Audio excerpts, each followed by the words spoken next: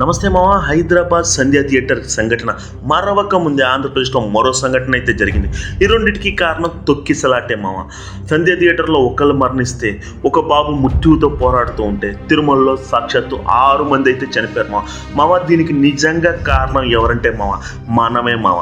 పద్ధతి మరిచి క్యూలో విచక్షణ రహితంగా పక్కన వాళ్ళని, మన కుటుంబ సభ్యుల్ని మనం తొక్కుకుంటూ వెళ్ళిపోతూ ఒకరి చావుకి, ఒకరి అంగవైకల్యాన్ని కూడా కారణం అవుతాం మామ. మనం మనుషులు, మనం మారితేనే సొసైటీ మారుతుంది.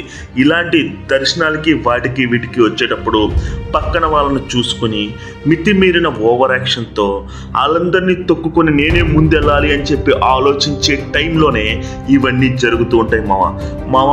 మీ అందరికీ చేతులెత్తి దండం పెడుతున్నాం మామ.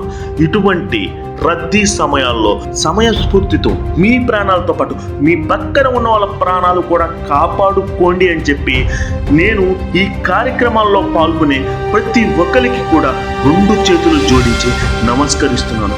ఇటువంటి తప్పిదాలు చెయ్యమాకండి, ఇలాంటి తప్పిదాలకు కారకులు కామాకండి అని చెప్పి మనస్ఫూర్తిగా మీ అందరినీ కోరుకుంటూ ఉన్నాను.